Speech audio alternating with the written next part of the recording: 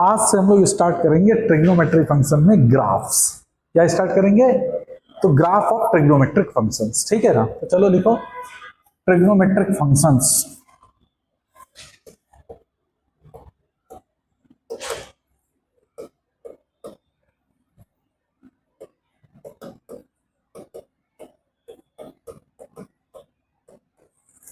है ना। तो ट्रिग्नोमेट्रिक फंक्शंस में हम लोग जैसे sine x, cos x, tan x, sec x, cot x, cosec x, है ना, ये 6 फंक्शंस हैं। इनके ग्राफ्स, उनके बारे में कुछ स्पेशल पॉइंट्स हम लोग नोट डाउन करेंगे, ठीक है ना। तो पहले हम लोग ये पढ़ते हैं, उसके बाद फिर हम लोग ट्रिग्नोमेट्रिक फंक्शंस की रेंज पे बात करेंगे। तो सबसे पहले ग्राफ में सबसे पहला ग्राफ पढ़ो, y is equal to sine x, ठीक है। तो y equal to sine x, सबसे पहले इसका लिखो डोमेन। डोमेन क्या चीज होती है? डोमेन क्या होता है? हाँ, डोमेन का मतलब हो गया कि जैसे y equal to sine x है, तो इसको बेटा देखो हम लोग ऐसे भी लिख सकते हैं कि y is equal to sine x. पहले डोमेन को थोड़ा सा समझ लो। तो इसको हम ऐसे भी लिख सकते हैं कि f of x is equal to sine x. बोलो, है ना। y को हम लोग क्या लिख देते हैं? f of x, that is function of x। तो ये फंक्शन बेसिकली किस पे डिपेंड कर रहा है? टोटली x पे। जैसे जैसे x की वैल्यू अपन चेंज करेंगे, साइन x की वैल्यू चेंज होती जाएगी, है ना। तो डोमेन क्या होता है? वो वाला वेरिएबल जिस पे पूरा फंक्शन डिपेंड कर रहा है ना, उसकी वो रियल वैल्यूज है, so that the function get real value, है ना। तो डोमेन की डेफिनेशन चाहो तो लिख लो कि all the real value of independent variable, all the real values of independent variable for which function is defined, है ना, for which the function is defined। समझ गए बात? अभी आप इतना समझो, है ना। और इसी में एक वर्ड यूज होगा कोडोमेन, है ना, कोडोमेन। तो कोडोमेन क्या होता है? कोडोमेन होता है all the values, real values of the functions. देख दो, all the real values of function, real values of function, ठीक है। जैसे मान लो कि देखो, हल्का सा इसको समझ लो, फिर हम y equal to sine x का ग्राफ बताएंगे। एक कोई फंक्शन ऐसे अगर तुमको ये डिफाइंड है, 2 सेट है, एक सेट है A, एक सेट है B। तो सेट A में कुछ एलिमेंट्स होंगे, है ना। मान लो कि सेट A में एलिमेंट है x1, x2, x3, x4, okay. अब ये मैप्ड हैं इसके एलिमेंट से, जैसे मान लो कि ये है y1, y2, y3, y4। ये इससे कनेक्टेड है, ये भी इससे कनेक्टेड है, और ये इससे कनेक्टेड है। तो ये हम कहेंगे कि this is a function from A to B, function from A to B, है ना। तो ये A जो है, सेट ऑफ A, ये कहलाता है डोमेन। ये क्या होगा? डोमेन। और ये सेट जो होता है, जो ये वाला सेट है, ये कहलाता है कोडोमेन। समझ में आ गई? तो इसमें क्या है? फंक्शन की ऑल रियल, मतलब जो इंडिपेंडेंट वेरिएबल है जो x, उसकी सारी रियल वैल्यूज है, ठीक है ना। और ये है जो फंक्शन की वैल्यूज आ रही हैं। अब इसमें देखो, तुमको एक चीज दिख रही होगी कि जैसे x1 की इमेज क्या है? y1, x2 की, x3 की, x4 की, y3, लेकिन y4 किसी की भी इमेज नहीं है। तो कोडोमेन में क्या क्या एलिमेंट होंगे? y1, y2, y3, y4। लेकिन इसी में एक वर्ड आएगा रेंज। तो रेंज क्या होता है? फंक्शन की वो वैल्यूज है जो किसी ना किसी की इमेज जरूर होंगी। तो रेंज क्या होगी इसमें? y1, y2, y3, y4 range में नहीं है, but y4 is in codomain. Is that clear? है ना। तो ये 2-3 वर्ड्स हैं जो अभी तुमको इसके बारे में डिटेल, जब हम लोग फंक्शंस पढ़ेंगे उस समय बात करेंगे। अभी आपको सिर्फ इतना समझना है कि व्हाट इज डोमेन। तो डोमेन का मतलब क्या होता है? All the real values of independent variable for which the function is defined. Codomain की जो हमको वैल्यूज मिल रही हैं, और रेंज मतलब उस वैल्यूज को रखने पे फंक्शन की कोई ना कोई इमेज हमको जरूर मिल रही। तो वो सारी इमेजेस जो होती हैं वो रेंज कहलाती हैं। Is that clear? आइडिया तुमको हो जाएगा। तो अब हम लोग स्टार्ट करते हैं graph y is equal to sine x का। तो सबसे पहले इसकी लिखेंगे हम लोग डोमेन। डोमेन मतलब क्या हो गया कि x की किस वैल्यू के लिए फंक्शन डिफाइंड है ना। तो इसका डोमेन जो होता है वो x belongs to all real number, मतलब ये x की हर वैल्यू के लिए डिफाइंड होता है। Sine x y equal to sine x जो है वो x की हर वैल्यू के लिए डिफाइंड होता है। और अगर हम लोग इसका ग्राफ ड्रॉ करें तो वो ग्राफ कुछ बच्चों ऐसे जाता है।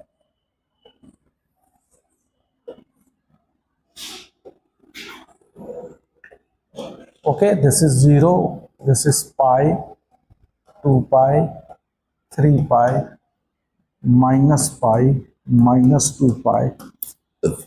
इसकी जो ये मैक्सिमम वैल्यू जा रही है दिस इज 1, और जो ये मिनिमम वैल्यू जा रही है दिस इज -1, 1 -1। ठीक है, ये जो पॉइंट है,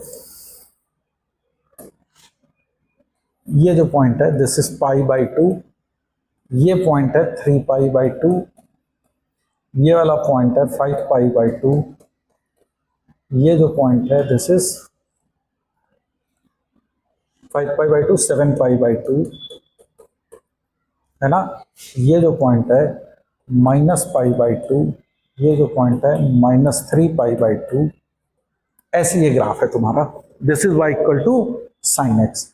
तो डोमेन का मतलब है कि अगर ग्राफ, अब देखो ये भी एक चीज को भी समझ लो, जैसे ग्राफ में x की वो सारी वैल्यूज होती है जिसपे ग्राफ तुमको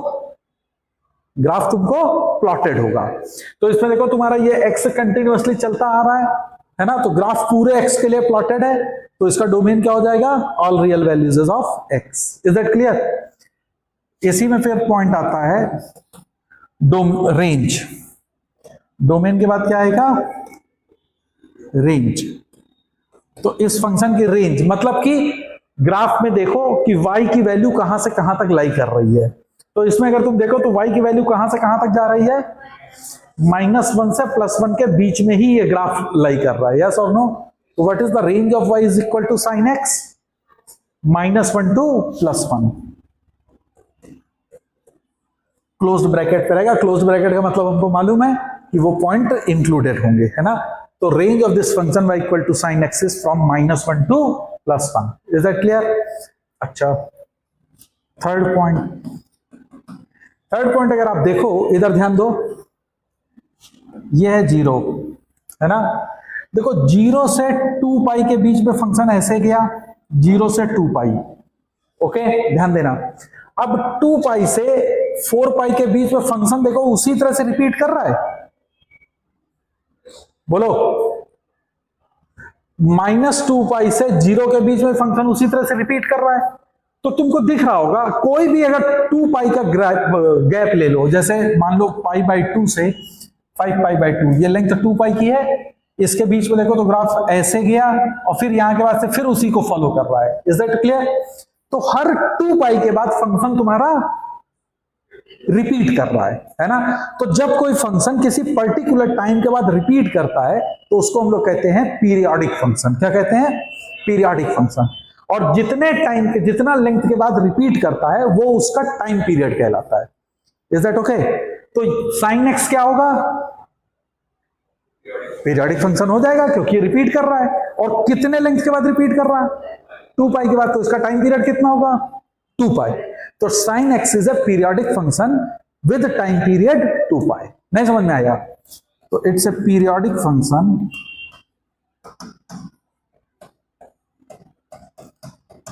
with time period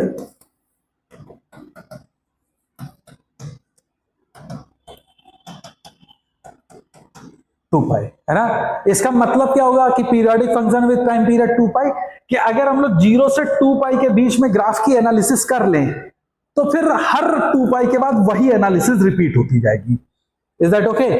कि मतलब अगर तुमको साइन एक्स को एनालाइज करना है तो तुम क्या करो, कोई भी 2 पाई का गैप ले लो और उस पर तुम एनालाइज कर लो और फिर उसको तुम एक्सपेंड कर दो, तो that will be fully analysed. Clear, periodic function का मतलब, है ना।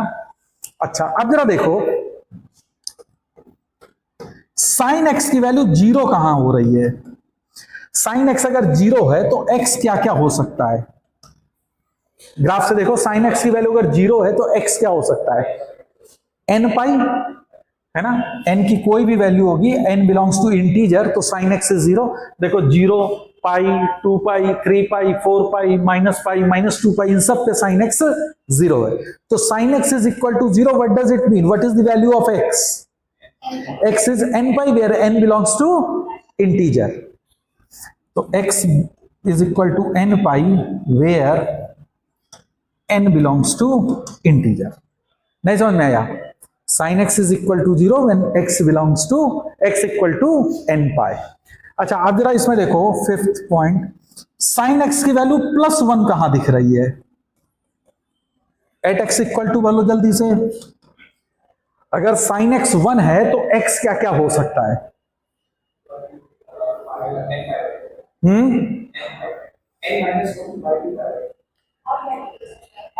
अगर ऑड मल्टीपल्स होगा तो पाई बाई 2 पे तो ठीक है, 3 पाई बाई 2 पे तो -1 हो गया, तो नहीं पॉसिबल है। ऑड मल्टीपल्स में तो 3 पाई बाई 2 भी आएगा, माइनस पाई बाई 2 भी ऑड मल्टीपल है ना? It is 4n + 1 pi by 2।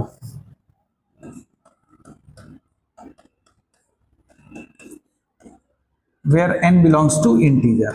देखो n की वैल्यू 0 रखा, ध्यान दो, n की वैल्यू 0 रखा, पाई बाई 2, ओके। n की वैल्यू 1 रखा, कितना हो जाएगा? 5 पाई बाई 2। n की वैल्यू -1 रखा, क्या होगा? -3 पाई बाई 2, 1 है। Is that okay? तो साइन x की वैल्यू 1 होगी जब x क्या होगा? 4n + 1 pi by 2। Is that okay? फिर नेक्स्ट है, साइन एक्स की वैल्यू -1 कहां हो रही है? जरा जल्दी से बताओ तो एक्स की वैल्यू क्या होगी? अगर साइन एक्स -1 है then what is x?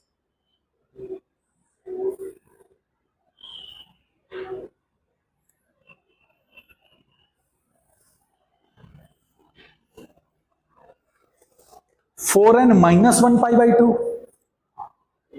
where n belongs to integer. Is that okay? 4n - 1 pi by 2 where n belongs to integer. देखो n की वैल्यू 0 रखो, that is minus pi by 2। n की value 1 रखोगे तो 3 पाई by 2। n की value 2 रखोगे तो 7 पाई by 2, इस पे -1 आ जाएगी, है ना? नहीं समझ में आया? तो sine x is equal to 1 when x is equal to 4n + 1 pi by 2। Sine x is equal to -1 when x is equal to minus का 4n - 1 पाई बाई 2, है ना? फिर नेक्स्ट देखो, अब जरा देखो, अगर तुम ये ग्राफ को देखो गौर से तो देखो ओरिजिन के अबाउट ये ग्राफ सिमेट्रिक जा रहा है। यस और नो? कि मतलब कि जैसा ओरिजिन के इस साइड पे है वैसा ही अपोजिट साइड पे आ रहा है, या अपोजिट क्वाड्रेंट में सेम है। जैसे जैसे सेकंड क्वाड्रेंट फर्स्ट क्वाड्रेंट में है तो देखो ये थर्ड क्वाड्रेंट में, फिर इधर गया फोर्थ में तो जस्ट अपोजिट सेकंड क्वाड्रेंट में ऐसे जा रहा है। तो ये सिमेट्रिक दिख रहा है। तो graph is symmetric about origin, है ना? या हम कहें graph is symmetric in opposite quadrant. तो अगर कोई भी ग्राफ अगर तुम देखो और वो सिमेट्रिक अबाउट ओरिजिन है, any graph which is symmetric about origin, तो वो ग्राफ हमेशा ऑड फंक्शन होता है। क्या होता है? Odd function. तो sine x is an odd function.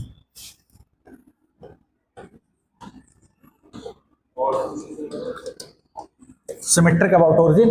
Odd function का दूसरा डेफिनेशन क्या होता है, जरा ध्यान से समझना। देखो अगर मैं x की जगह पे -x फंक्शन में पुट कर दूं, ध्यान से समझो, ये मैथमेटिकली मैं समझा रहा हूं। जैसे तुमको दिया गया f(x = sin x), अब मैं x की जगह पे क्या पुट करने जा रहा हूं? -x, और वो माइनस ऑफ f(x) आ जाए। f of -x is equal to minus of f(x). मेरी बात समझ में आ रही? f of -x is equal to minus of f(x), इस इक्वेशन को फॉलो करे तो f(x) क्या होगा? Odd function. Then the function will be odd. अब जरा देखो, साइन ऑफ -x क्या होगा माइनस साइन एक्स। तो देखो f of minus x is minus of f x मिल रहा है तुमको, है ना। तो this is an odd function. अगर f of minus x minus of f x आ गया तो फंक्शन इज ऑड। क्लियर है ना। ये कैलकुलस में जब तुम लोग 12th में आओगे तो उस समय इस चीज को डिटेल में पढ़ोगे। तो this is an odd function. तो sine x is an odd function. Clear है मेरी बात, समझ में आ गई। तो कुछ इंपॉर्टेंट पॉइंट साइन एक्स के ग्राफ से रिलेटेड ये थे जिनको तुमको याद रखना होगा। क्लियर है। अब जरा इसी में देखो, अब जरा गौर करो ग्राफ को, जरा थोड़ा सा और देखो। 0 से पाई को अगर तुम देखो तो 0 से पाई बाई 2 तुम्हारा फर्स्ट क्वाड्रेंट होता है और पाई बाई 2 से पाई सेकंड क्वाड्रेंट। तो 0 से पाई ये फर्स्ट और सेकंड क्वाड्रेंट पूरा कंप्लीट कर गया। इस पे देखो साइन एक्स पॉजिटिव है, वाई अगर पॉजिटिव वैल्यू ले रहा है तो दिस इज पॉजिटिव। और पाई से 2 पाई यानी इसमें कौन कौन से क्वाड्रेंट आ गए, थर्ड एंड फोर्थ। नहीं समझ में आ रही बात भाई। क्वाड्रेंट तुम्हारा ये था, this is 0, this is pi by 2, this is pi, this is 3 pi by 2 and again this is 2 pi, is it. तो 0 से पाई कौन सा क्वाड्रेंट है, फर्स्ट एंड सेकंड। तो फर्स्ट एंड सेकंड में साइन पॉजिटिव पढ़ाया था मैंने, बोलो। सेकंड, अब इसमें कौन कौन सा आ गया, थर्ड एंड फोर्थ। इस पे साइन नेगेटिव होता है, एएसटीसी पढ़ाया था ना, all positive, sine positive, tan positive, cos positive. Yes, तो देखो तो ये नेगेटिव है ना। तो फर्स्ट एंड सेकंड में साइन पॉजिटिव आ रहा, थर्ड एंड फोर्थ में साइन नेगेटिव जा रहा। इज दैट क्लियर, नहीं समझ में आया, है ना। अब फिर अब तो रिपीट करेगा 2 पाई के बाद रिपीटिशन। क्यों 2 पाई के बाद रिपीटिशन होने लगता है, क्योंकि वो पीरियोडिक फंक्शन है और साइन एक्स का टाइम पीरियड 2 पाई का है। क्या यहां तक क्लियर हुई बात। तो ये ग्राफ याद रहेगा y equal to sine x, तो इसको आप याद रखेंगे, ठीक है। Now come to the next. इसी में एक दो चीजें और समझ लो।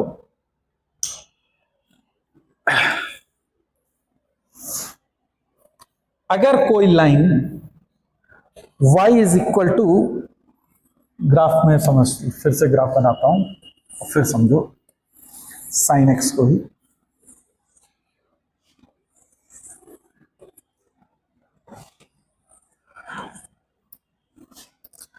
अब सपोज करो ये तुम्हारा ये ग्राफ किसका बना हुआ है, y is equal to sine x, this is y equal to sine x, है ना। अब आपसे कह देता है कि sine x is equal to, मान लो अल्फा, अल्फा कोई एक वैल्यू है, तो ये अल्फा कहां से कहां तक लाई करेगी, -1 से +1, तभी ये वैल्यू सोल्यूशन देगा, अदरवाइज सोल्यूशन ही नहीं दे सकता है। तो इसमें दो ग्राफ दिख रहे हैं, एक है y equal to sine x और एक लाइन है y इक्वल टू अल्फा। तो तुम पहले लाइन ड्रा कर दोगे, मान लो कि हमारा y इक्वल टू अल्फा एक पॉजिटिव लाइन है, वो तुमने ये ड्रा कर दिया, let us assume this is y equal to alpha. Is that okay. अब जहां जहां पे ये कट करेगा वो क्या होगा, इसका सॉल्यूशन, है ना। तो मान लो कि ये पॉइंट है x1, तो ये पॉइंट क्या होगा अपने आप, दिस इज x1, तो ये क्या होगा पाई माइनस x1, ओके। अब फिर ये अगर आ गया तो ये अगर x1 था तो ये कितने के बाद रिपीट मार रहा, 2 पाई के बाद, क्योंकि ये देखो यही चीज फिर यहां से रिपीट करेगी। तो this is 2 pi plus x1, तो ये क्या होगा प्लस 2 पाई, 3 पाई माइनस x1। नहीं समझ में आया, this is 3 pi minus x1। Is that okay. अच्छा अब जरा देखो x1 पाई माइनस x1, फिर ये क्या आया 2 pi plus x1, this is 3 pi minus x1, है ना। तो ये चीजें तुमको यहां पे ऐसे ही निकालोगे, तो ये पॉइंट क्या होगा, ये वाला पॉइंट क्या होगा और ये वाला पॉइंट क्या होगा, ये एंगल कौन सा एंगल को रिप्रेजेंट कर रहा होगा, ये कौन सा एंगल होगा, इसमें से 2 पाई पहले वाला, तो -2 पाई प्लस x1, यस और नो। इससे -2 पाई पहले वाला, तो -पाई माइनस x1। समझ में आ रहा है कि नहीं। तो ये आपको समझना होगा कि किस तरीके से हमको ग्राफ में ये एंगल्स को कैलकुलेट करेंगे, ओके। कर लोगे। जैसे मान लो एग्जाम्पल में कि तुमसे मैंने कहा कि sine x is equal to 1/2, sine x is equal to 1/2, तो अब तुम्हें तो पहले तुमने किसका ग्राफ बनाया, मान लो 0 से 2 पाई में हमने ग्राफ बना दिया है ना। फिर दूसरा क्या है, y इक्वल टू 1/2, तुमने लाइन ड्रा कर दी, this is y equal to 1/2। बोलो भाई, तो ये एंगल कौन सा रहा होगा, π/6। अरे साइन π/6 इज 1/2, तो दिस एंगल इज π/6। नहीं समझ में आया, sine x is equal to 1/2 means ये वाला एंगल कितना रहा होगा, π/6, तो दिस इज π/6। तो ये एंगल क्या रहा होगा, x1, तो ये वाला क्या होगा, π - x1, that is π - π/6, that is 5π/6, है ना। तो अगला वाला कौन सा रहा होगा, 2π + π/6, क्योंकि अब हर 2π के बाद रिपीट करना स्टार्ट कर दे। इज दैट क्लियर, तो कर सकते हैं हम लोग कि नहीं। तो इस तरीके से आपको सॉल्यूशंस को निकालने रहा करेंगे। इज दैट ओके, बोलो भाई, इज दैट क्लियर और नॉट, ठीक है। तो नेक्स्ट अब आप लोग लिखो y equal to cos x।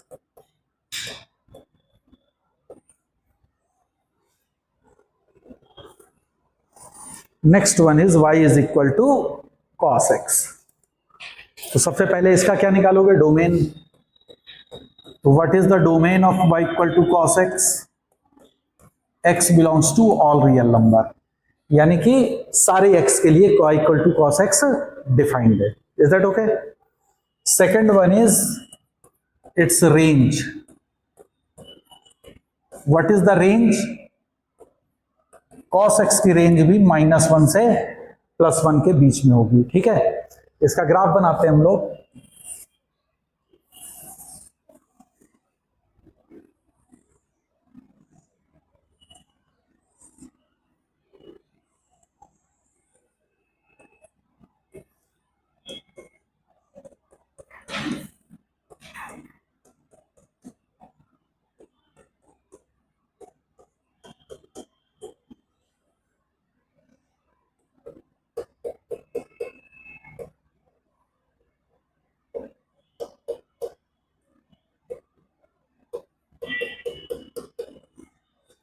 यहाँ -π/2, दिस इज -π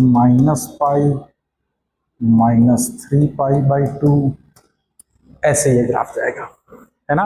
और इसका भी एक्सट्रीम जो मैक्सिमम वैल्यू है वो कितनी होती है, -1, और मिनिमम वैल्यू जो होती है वो होती है, एक्सट्रीम वैल्यू +1 और मिनिमम वैल्यू -1। तो रेंज -1 से +1 के बीच में लाई करेगी, ठीक है। थर्ड पॉइंट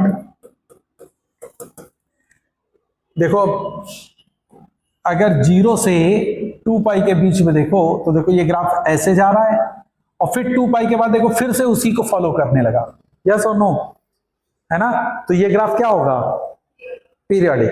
तो this is again a periodic graph या पीरियोडिक फंक्शन, और इसका टाइम पीरियड कितना होगा, 2π टाइम पीरियड।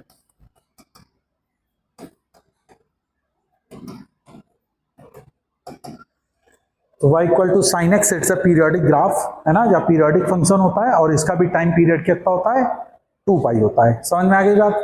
अच्छा अदर देखो, अगर y equal to cos x graph पे ध्यान दो तो देखो जैसा ये y equal to cos x जो है y एक्सिस के राइट साइड में है, बिल्कुल सेम, बिल्कुल y एक्सिस के लेफ्ट साइड में वैसे ही ग्राफ जा रहा है, यस और नो। या मैं इसको कह सकता हूं कि y एक्सिस के अबाउट ये सिमेट्रिक है या मिरर इमेज है ना, है कि नहीं है, बोलो। ग्राफ से समझ में आ रहा है। तो एनी फंक्शन, अब ये हमेशा के लिए याद रखना, any function which is symmetric about y axis is known as even function. क्या कहलाता है, इवन फंक्शन। तो ये तुम्हारा है सिमेट्रिक अबाउट y एक्सिस, तो ये क्या कहलाएगा, इवन फंक्शन। तो आगे से अगर मैंने कहा कि कोई भी फंक्शन इवन फंक्शन है तो इसका मतलब हो गया वो क्या होगा, सिमेट्रिक अबाउट y एक्सिस होगा। और अगर मैंने कहा कि फंक्शन ऑड है तो मतलब क्या होगा, सिमेट्रिक अबाउट ओरिजिन होगा। अच्छा ऑड फंक्शन के लिए मैंने क्या बताया था, मैथमेटिकली कैसे करते हैं, f of minus x is equal to minus of f x. Even function के लिए मैथमेटिकली क्या होता है कि एफ ऑफ माइनस एक्स की वैल्यू एफ एक्स के बराबर होती है। अगर ये है तो एफ एक्स इज इवन। जैसे कॉस ऑफ माइनस एक्स क्या होता है, cos of minus x is cos x, पढ़ाया था हम लोगों ने ऑलरेडी। तो कॉस ऑफ माइनस एक्स यानी F of minus x is F x, that is cos x. So F x is N even function. नहीं समझ में आया? तो अगर कभी भी तुमको ये आया कि कैलकुलेट फाइंड आउट कि whether the function is even और ऑड, तो वो कैसे चेक करोगे? एफ एक्स तुमको दिया रहेगा तो एक्स पे क्या सब्स्टिट्यूट कर दोगे, माइनस एक्स, और फिर चेक करो कि वो माइनस ऑफ एफ एक्स आ रहा कि एफ एक्स आ रहा। अगर माइनस ऑफ एफ एक्स आ जाएगा तो क्या होगा, ऑड। अगर एफ एक्स आ गया और अगर नहीं कुछ भी आया तो नाइदर इवन नॉर ऑड, है ना। ऐसा नहीं है कि इवन और ऑड नहीं हुआ तो फिर अब क्या होगा, then function can be neither even nor odd. Okay, समझ में आ गई मेरी बात? अच्छा, अब बताओ जरा cos x की वैल्यू जीरो कहां हो रही है, किस x पे cos x की वैल्यू जीरो हो रही है?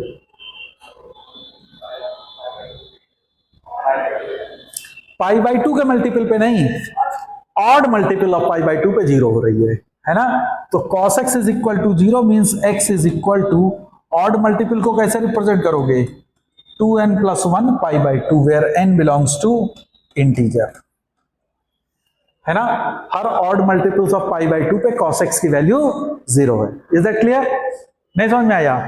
तो cos x is equal to zero when x is equal to 2n plus 1 pi by two, where n belongs to integer. अच्छा, अब बताओ cos x की वैल्यू प्लस 1 कहां हो रही है, तो x क्या है,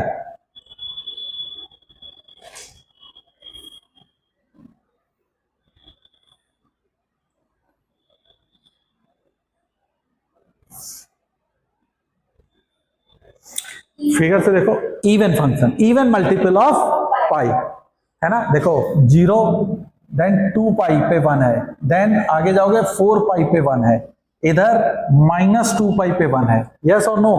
तो यानी इवन मल्टीपल ऑफ पाई को कैसे रिप्रेजेंट करोगे, x is equal to 2n pi, x is equal to 2n pi, where n belongs to integer. नहीं समझ में आया कि x is equal to 2n pi, so x is equal to 2n pi अगर होगा तो cos x की value 1 आएगी।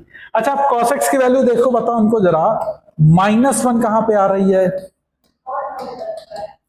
तो x is equal to odd multiples of pi का मतलब क्या है, कैसे रिप्रेजेंट करेंगे, 2n plus 1 pi, very good, where n belongs to integer.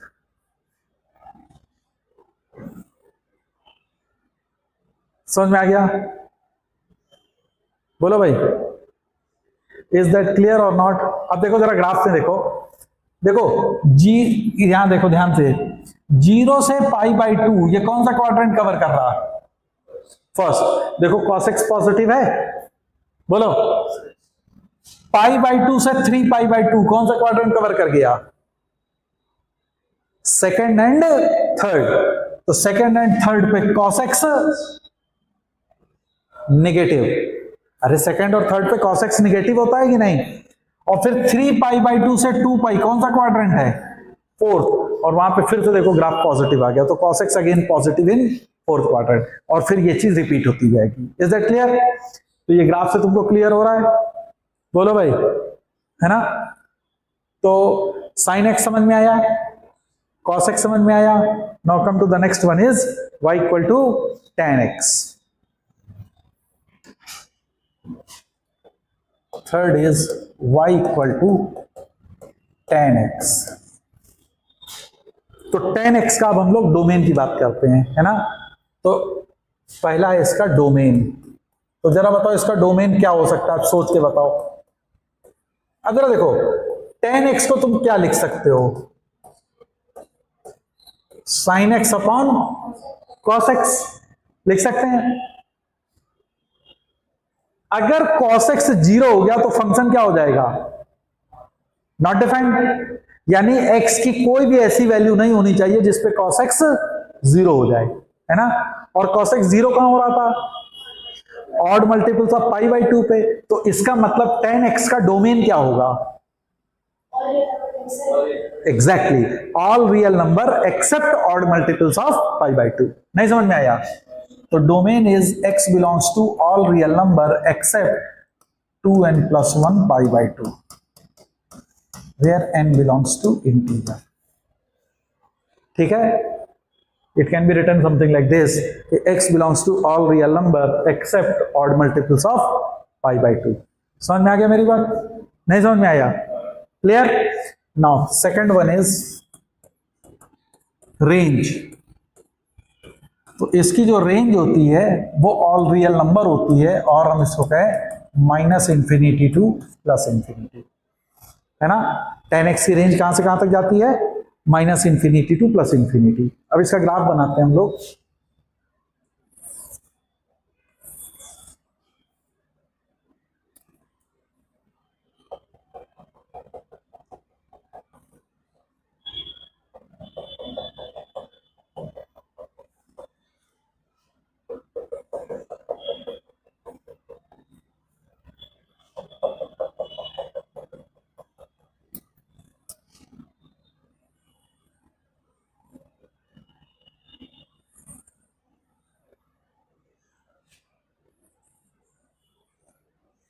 तो ये ग्राफ है y = tan x का। Is that okay? This is origin, this is pi by 2, this is -π/2, ये है pi, this is 3π/2, here it is -π -3π/2।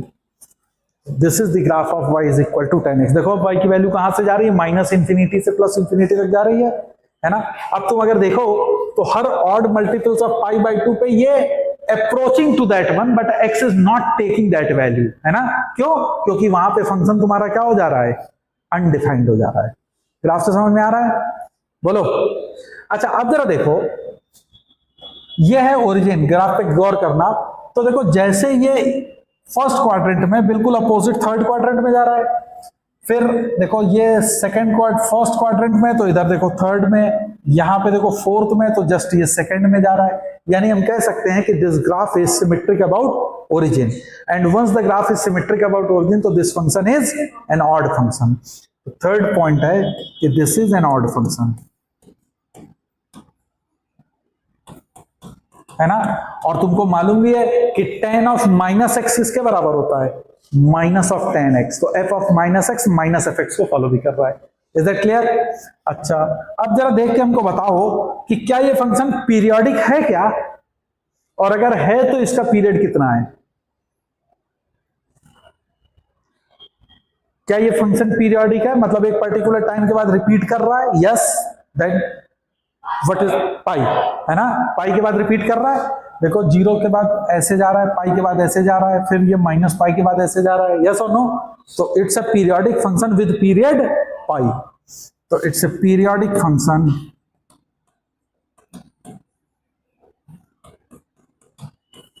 With period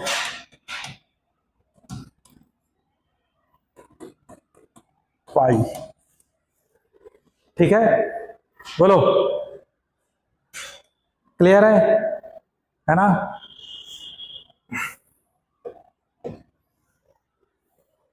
अब अगर तुम देख रहे होगे तो tan x का graph her odd multiples of pi by 2 पे ब्रेक हो जा रहा है। ब्रेक हो रहा है। देखो ये ऐसे लेके आए, फिर पाई बाई 2 पे फिर ब्रेक हुआ, 3π/2 पे ब्रेक होगा, -π/2 पे, -3π/2 पे, सब पे ये ब्रेक हो रहा है। तो कभी भी कोई फंक्शन, अभी केवल इतना समझ लो, अगर ब्रेक हो जा रहा है तो उस जगह पे वो नॉन कंटिन्यूअस होता है, डिसकंटिन्यूअस हो जाता है। फंक्शन क्या हो जाता है? डिसकंटिन्यूअस। तो तुम कह सकते हो कि tan x जो है वो डिसकंटिन्यूअस है एट ऑड मल्टीपल्स ऑफ π/2 पे, है ना। वैसे तो कंटिन्यूटी और डिफरेंशियबिलिटी जब तुम लोग 12th में पढ़ोगे उस समय ज्यादा डिटेल पे हम लोग बात करेंगे, लेकिन अभी सिर्फ इतना समझ लो कि tan x is does not continuous, है ना, इट इज डिसकंटिन्यूअस। कहां पे? पाई बाई 2 पे, इवन दो कि ये उसके डोमेन में नहीं आता है। तो देखो अब यहां पे तुमसे दो तरीके से बात कर सकता है। वो पूछे tan x तुम्हारा डिसकंटिन्यूअस है, तो तुम क्या कहोगे? tan x डिसकंटिन्यूअस है कहां पे? Odd multiples of pi by 2 पे। ठीक, अगर वो कहता है कि tan x डिसकंटिन्यूअस अपने डोमेन में है क्या? नहीं, तब वो नहीं है, क्योंकि डोमेन में ये odd multiples of pi by 2 included नहीं है। तो अपने डोमेन पे ये पूरा कंटिन्यूअस है। Is that okay? तो tan x is discontinuous at odd multiples of pi by 2, but it is continuous in its domain. Is that clear? तो ये statement is an important one कि tan x is discontinuous at odd multiples of pi by 2, but it is continuous in its domain. Clear है ना? और sin और cos वो through out continuous थे, कहीं पे ब्रेक नहीं था, that is through out continuous. Is that okay? अच्छा, एक चीज और तेरा देखो, tan x का अगर तुम ग्राफ देख रहे हो तो देखो ये माइनस इंफिनिटी से बढ़ता चला जा रहा है और प्लस इंफिनिटी तक गया, फिर ये माइनस इंफिनिटी से बढ़ता जा रहा है और प्लस इंफिनिटी तक जा रहा है ना? तो ये स्ट्रिक्टली इंक्रीजिंग फंक्शन है, that is strictly increasing function. तो इट इज स्ट्रिक्टली इंक्रीजिंग